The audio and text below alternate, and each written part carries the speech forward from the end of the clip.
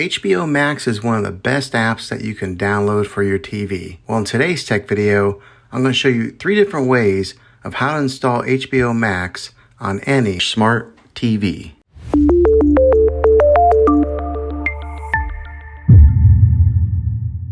It can be really frustrating if you want to watch some of the great content that is on HBO Max and you find that your TV is unable to download it. At the time of this recording, HBO Max is only available on certain brands of TVs.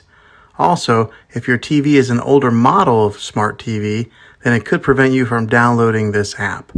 So the way that I'm going to show you how to install HBO Max will be able to work on any model of TV on any year of TV.